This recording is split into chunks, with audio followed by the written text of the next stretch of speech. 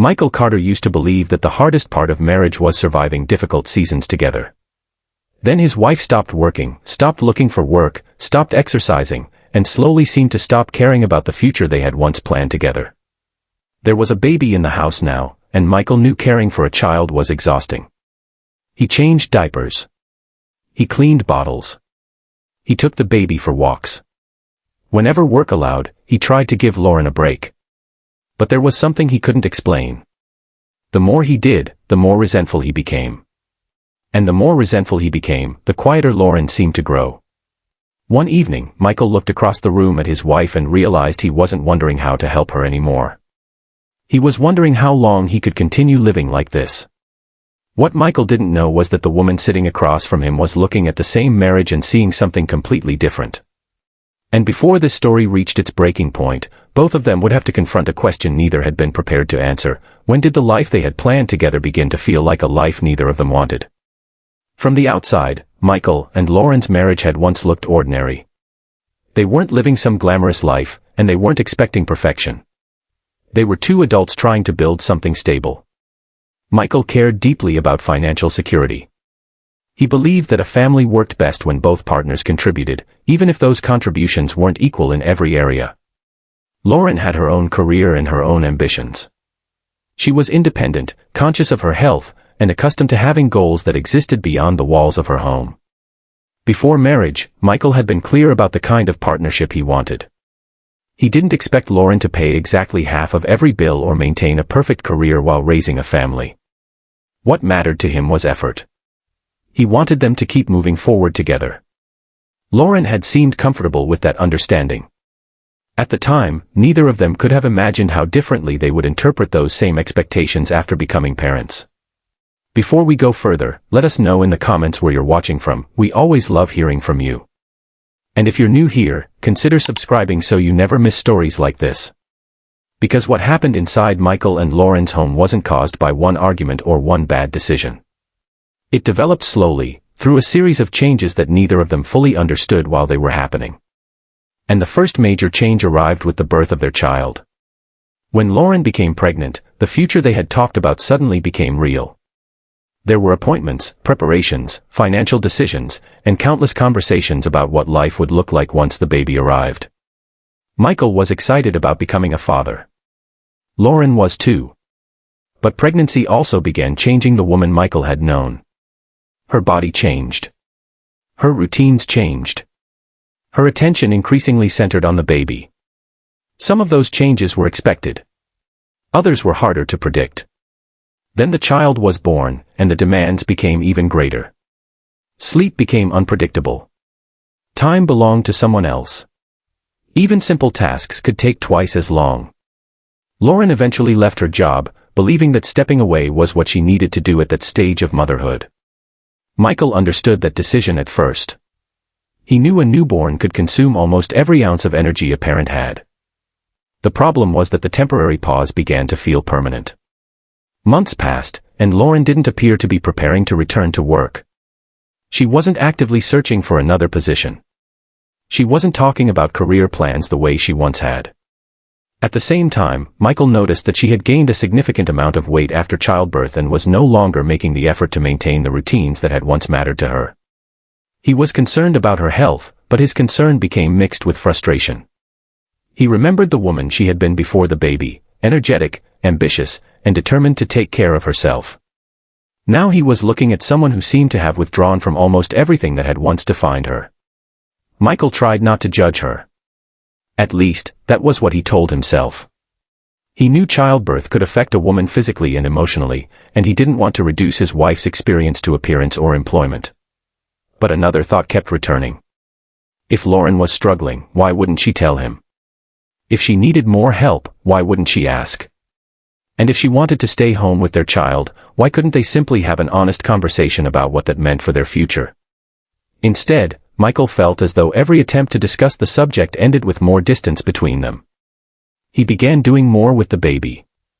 He changed diapers whenever he could. He cleaned bottles. He took the child outside for walks. When his job allowed, he tried to give Lauren time to rest. He wasn't keeping a written record of these things, but he noticed them. And that was where something dangerous to the marriage began happening. Michael started measuring his own effort against Lauren's. He would finish a demanding day at work, come home, and immediately help with the baby. Then he would look around and wonder why he felt like the only person thinking about what came next. Lauren saw the same household differently. To her, the hours spent caring for their child were not empty hours. They were work, even if nobody was paying her for it. She was dealing with a body that no longer felt completely familiar, a routine that revolved around another person's needs, and a future that had become much less clear than the one she had imagined before motherhood. Michael saw a wife who had stopped trying. Lauren may have seen a husband who noticed everything she wasn't doing but rarely asked what the transition had cost her. Neither perspective was complete. That was the problem. Michael wanted movement. Lauren seemed to need understanding. Michael responded to uncertainty by looking for solutions. Lauren increasingly responded to pressure by withdrawing. And every time Michael tried to push the family forward, Lauren appeared to retreat further. Then the conversations began changing. Questions about work became arguments. Conversations about health became sensitive. Discussions about money became reminders of everything Michael believed he was carrying. Even when neither intended to start a fight, the smallest disagreement could suddenly feel like evidence that the other person didn't understand them. And Michael began asking himself a question he had never expected to ask about his own wife. Was Lauren simply going through a difficult season after having their child? Or had something changed inside their marriage that neither of them had noticed until it was already too late? For Michael, the question became harder to ignore as the months continued. He had expected the exhaustion of new parenthood. He had expected sleepless nights, unexpected expenses, and days when neither of them felt like themselves. What he hadn't expected was the growing sense that the responsibilities of adulthood were no longer being shared in the way they once had been. Michael continued working. He continued contributing financially. And whenever he was home, he tried to participate in caring for their child. But Lauren's career remained paused, and there was no clear plan for when that would change. He would sometimes ask whether she had considered applying for something new, and the question rarely went anywhere. Eventually, he began choosing his words more carefully because he already knew where the conversation might end. What had once been a simple discussion about their future now carried the weight of every unresolved disagreement that came before it.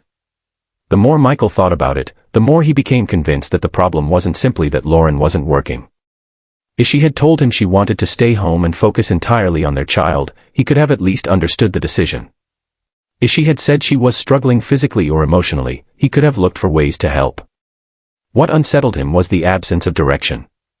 He couldn't tell whether Lauren wanted to return to her old life, create a different one, or simply remain where she was indefinitely.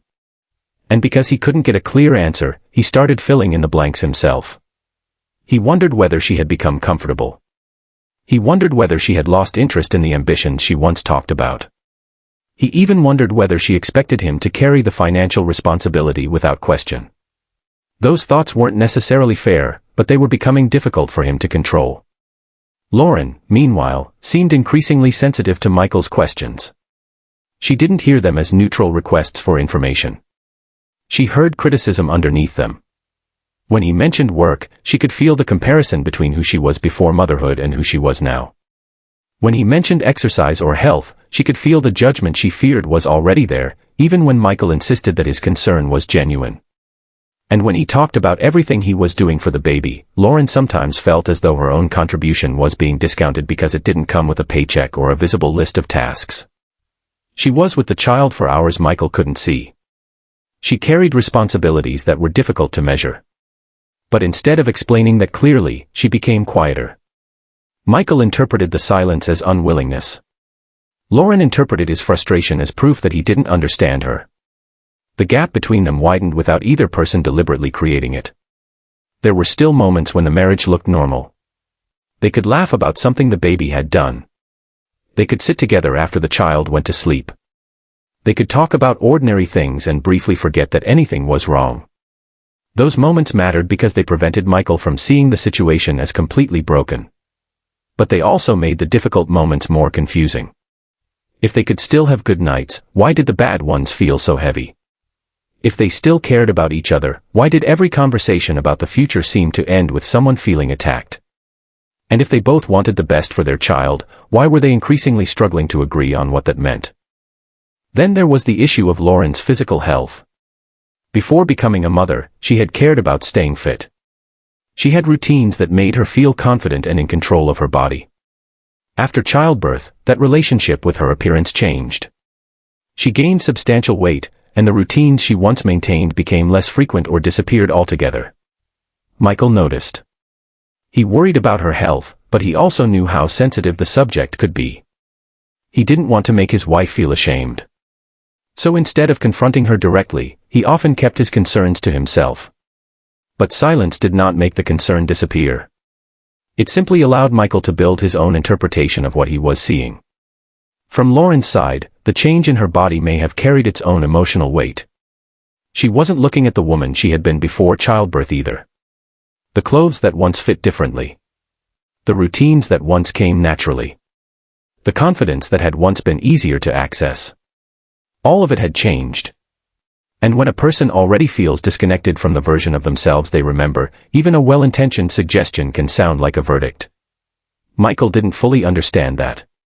Lauren didn't fully explain it. So both were reacting to emotions the other person couldn't see.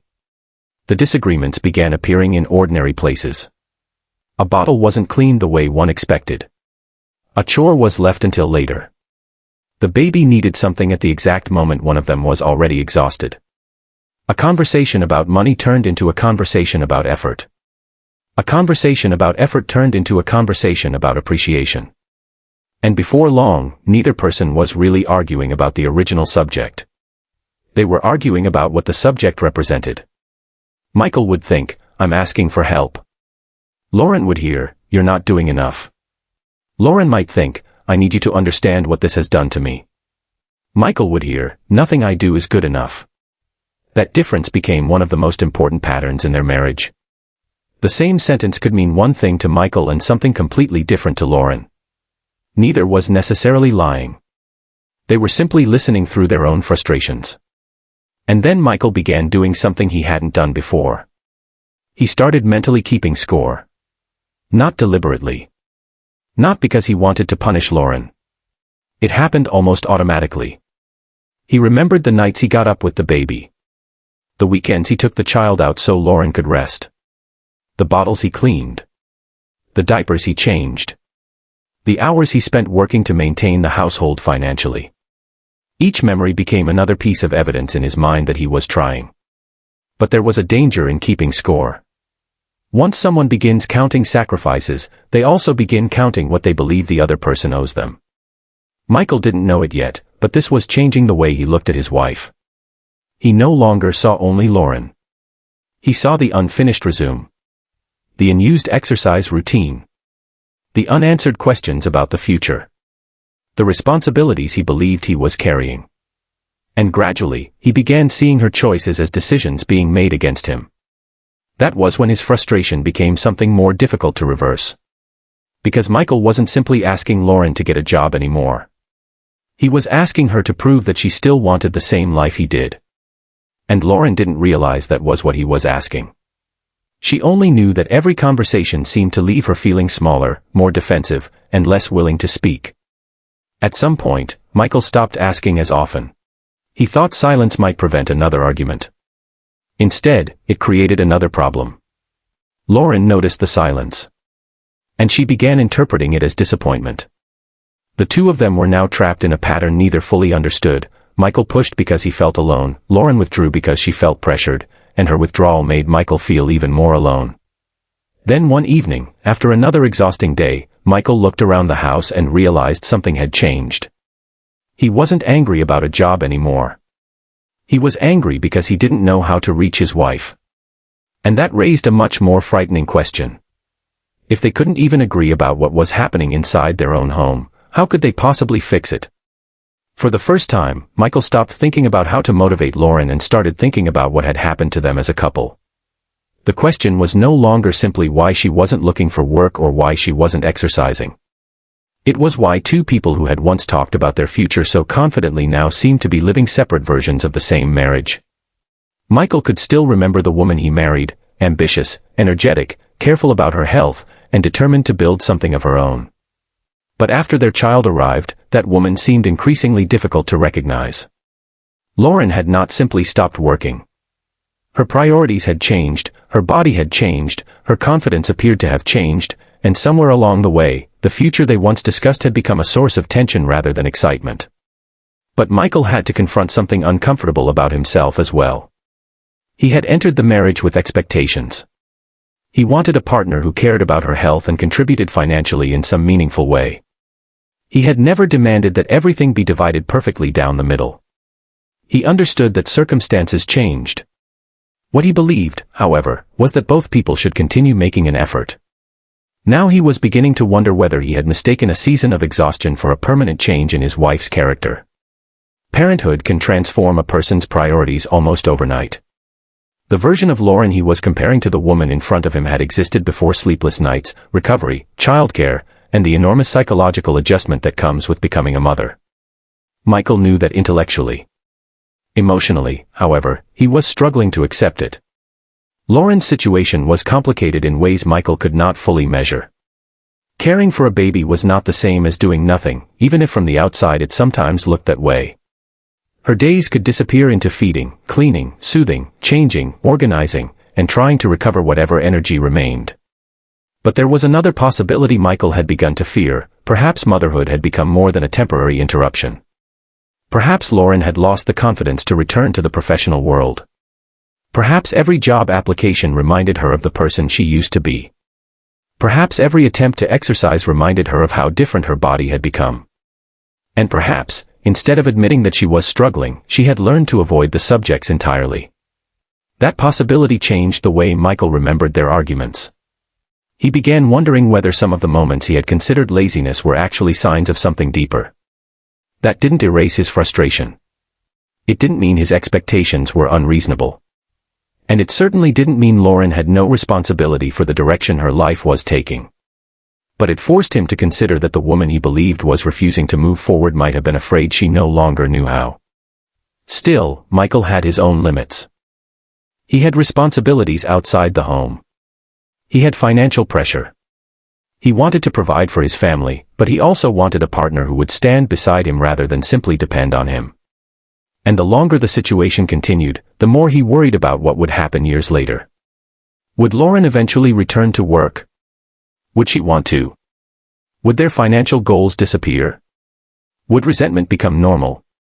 And most importantly, would their child grow up watching two parents who loved their family but could barely communicate with each other? Those questions began following him everywhere. The marriage had not collapsed in one dramatic moment. There had been no single betrayal that explained everything. Instead, there were hundreds of small moments. A conversation postponed. A concern misunderstood. A responsibility left for later. A compliment replaced by criticism. A request heard as an accusation. An apology that came too late. A silence that lasted longer than it should have. That was what made their situation so difficult. There was no obvious villain. Michael could point to the things Lauren had stopped doing. Lauren could point to the pressure she felt from Michael. Both had evidence supporting their version of the story. And because both believed they were reacting to the other person's behavior, neither realized how much they were contributing to the cycle. Eventually, Michael reached a point where he knew something had to change. Not because he had stopped caring about Lauren. Because he was afraid that continuing exactly as they were would eventually destroy whatever remained between them. He knew another argument would accomplish nothing. Another lecture about work would accomplish nothing. Another conversation about exercise would probably make Lauren even more defensive. So he began considering a different approach. He would have to stop trying to force a result and start asking questions. What did Lauren actually want? Did she want to return to work? Did she want to stay home with their child? Was she unhappy with motherhood? Was she unhappy with the marriage? Was she struggling with the way her body had changed? Or was there something she hadn't told him? The last question stayed with him. Because people rarely change their entire behavior without a reason. Sometimes the reason is obvious. Sometimes it isn't.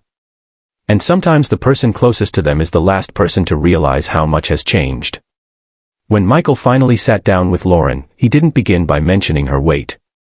He didn't begin by asking about job applications. He didn't list everything he had done for the baby. For once, he tried to understand the person underneath all those arguments. He asked her whether she was happy. The question was simple. Lauren didn't answer immediately. And that silence told Michael more than he expected. For the first time, he understood that they might have been arguing about the wrong things all along. The job was only one piece. The exercise was another. The chores were another. The baby was another. But underneath all of them was a question neither had been brave enough to ask. Who had Lauren become after becoming a mother? And who had Michael become while trying to hold the family together? The conversation did not magically repair their marriage. There was no instant transformation, no perfect apology, and no simple solution. But it finally forced both of them to acknowledge something they had been avoiding. Their problem was no longer just about productivity. It was about identity, expectations, partnership, and whether they still understood what they wanted their family to become. Michael had wanted a wife who remained ambitious and responsible. Lauren had wanted a husband who recognized how much motherhood had changed her. Neither expectation was necessarily wrong. But somewhere between those two expectations, they had stopped listening. And perhaps that was the real warning in their story. A marriage doesn't always begin falling apart when people stop loving each other. Sometimes it begins when they stop explaining what they need. Michael had spent months asking Lauren to change. Now he had to decide whether he was willing to change the way he approached her. And Lauren faced her own decision. She could continue avoiding the life she no longer recognized, or she could finally admit what she was struggling with and begin rebuilding herself. The future of their marriage remained uncertain. But one thing was clear. The baby had changed their lives. The weight gain had changed Lauren's confidence. The loss of her career had changed their financial expectations. And Michael's frustration had changed the way he saw their relationship. The question was no longer whether Lauren could simply become the woman she had been before motherhood. She couldn't. Neither of them could go backward. They could only decide what came next. And that decision would determine whether this was the beginning of the end of their marriage, or the moment they finally understood why they had been drifting apart. What would you have done if you were Michael? Would you have continued giving Lauren more time, or would you have reached a point where you simply couldn't carry the marriage alone? And if you were Lauren, would you have felt misunderstood, or would you agree that Michael had every right to expect more from the partnership? Tell us honestly in the comments. There may be no easy answer, and that's what makes stories like this so complicated. If this story made you think about marriage, responsibility, sacrifice, and the changes that can happen after having children, like this video, subscribe to Mindframe Stories, and share your thoughts below. And stay with us, because tomorrow's story explores another relationship where everything looked normal from the outside, until one decision changed everything.